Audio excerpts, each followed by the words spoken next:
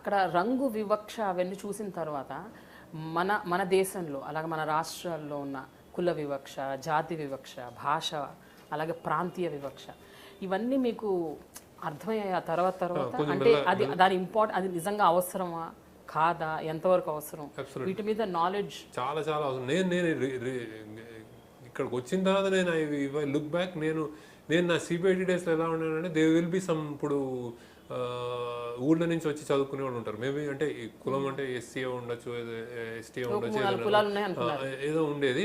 ఉన్నాడు మా గ్యాంగ్ ఏంట్రా అని. నాకు అసలు వివక్ష అంటే ఇప్పుడు నేను నాకు ఆ డిఫరెన్స్ అనేది ఉండేది కాదు.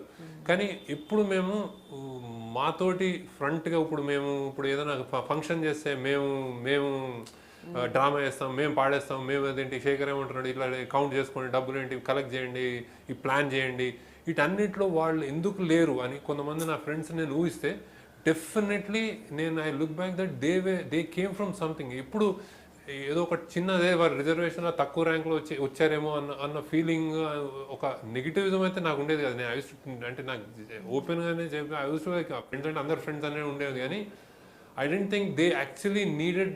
అంటే వాళ్ళు ఆ సబ్ కాన్షియస్ ఆ అనగదొక్కబడిన ఇదే ట్రాన్స్లేట్ అయింది ఇక్కడ, అందుకే దే ఆర్ సైలెంట్ అని నాకు ఎప్పుడు వెళ్ళలేదు. బేసిక్గా లేటర్ ఆన్ అరే ఎందుకు మాట్లాడారా, ఎందుకంటే ఇంగ్లీష్ రాదేమో. ఇంగ్లీష్ అంటే వాళ్ళు ఏదో రూరల్ బ్యాక్గ్రౌండ్ నుంచి వచ్చారు అంటే ఈ రిజర్వేషన్ పుణ్యం అని వాట్ ఎవర్ అది ఆ ఎడ్యుకేషన్ సిస్టమ్ పుణ్యం అంటే వాడు ఇంజనీరింగ్ చదువుకోగలిగాడు, రేపు పొద్దున ఇంకా ఏదైనా చదువుకుని వెళ్తాడు. కానీ ఇంగ్లీష్ ఎందుకు మాట్లాడలేకపోతున్నాడు అంటే ఎక్కడో జనరేషన్స్ క్రితం అతను చెప్పబడ్డాడు, నువ్వు ఇంతేరా, నువ్వు ఇంతకంటే కాదు అని. ఆ ఎఫెక్ట్ అతనికి ఉంది అని నాకు ఆల్మోస్ట్ ఒక ఆఫ్రికన్ అమెరికన్ నల్లోడుతో దగ్గర అర్థమైంది అనమాట. బేసిక్గా అతను అంటే నేను బ్యూటిఫుల్గా ఉన్నాను, నాకు అమ్మాయి యాక్చువల్లీ వాళ్ళ స్ట్రక్చర్, వాళ్ళ బట్స్ పెద్దగా ఉంటాయి, ఇలా ఉంటాయి, అండ్ దెన్ హెయిర్ కర్లీగా ఉంటుంది, అండ్ దెన్ వాళ్ళ కర్లీ హెయిర్ని ఈ తెల్లవాళ్ళతో మ్యాచ్ చేయడానికి స్ట్రైటన్ చేసుకున్నారు. యాక్చువల్లీ వాళ్ళ హెయిర్ కర్లీగా ఉంటుంది, వీళ్ళతో మ్యాచ్ అవ్వడానికి.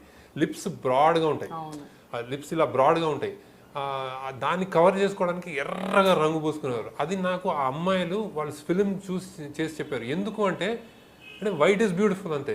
వై అంటే మా లిప్స్ బ్యాడ్, మా యాసెస్ ఆర్ బిగ్, ఇట్లా ఈ దీంతో వాళ్ళు సినిమాలు తీసారన్నమాట. ఇది కాదు, ఇది క్వశ్చన్ చేస్తున్నారు. అంటే నీ హెడ్లో నువ్వు బ్యాడ్, నలుపు బ్యాడ్ అని ఇవన్నీ ఫిక్స్ అయిపోయి అది స్టీరియోటైప్ నడుస్తుంది. సో మా సబ్ కాన్షియస్లో మా పిల్లలు కూడా వాళ్ళని ఇమిటేట్ చేయడానికి ట్రై చేస్తున్నారు. Some day we have to tell the stories అని చెప్పడం స్టార్ట్ చేశారు.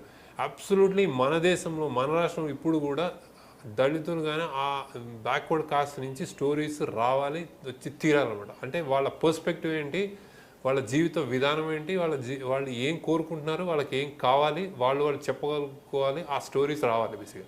అన్ఫార్చునేట్గా శేఖర్ గారు మీరు చెప్పిన పాయింట్లో ఒక ఇంపార్టెంట్ పాయింట్ ఉంది.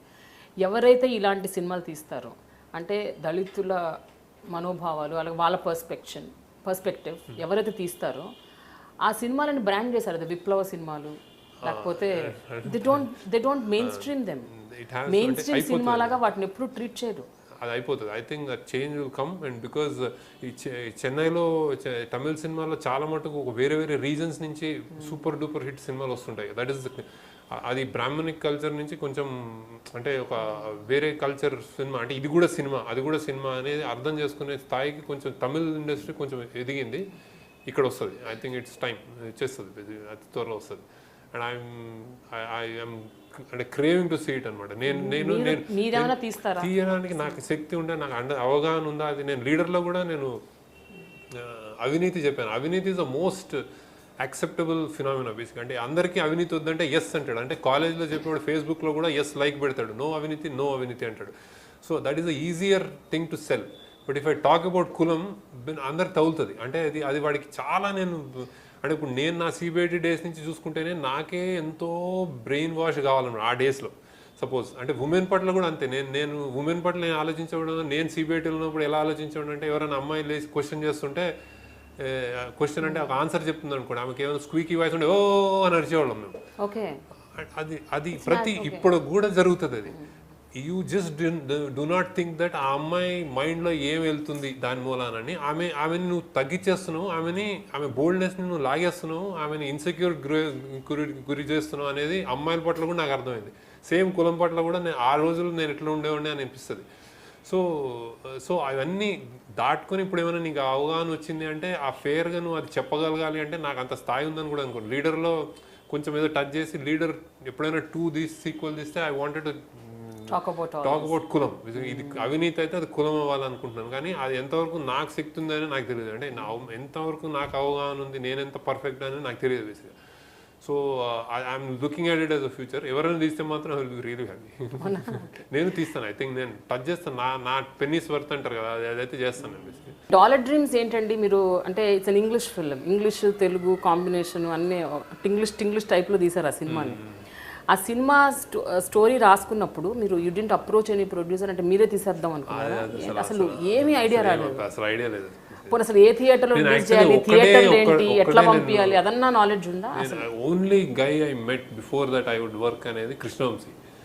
I don't know if you remember that, but I went to him. ఎప్పుడు అంటే నిన్నే పెళ్ళాడతా, డాలర్ డ్రీమ్స్ ముందు నిన్నే పెళ్ళాడతా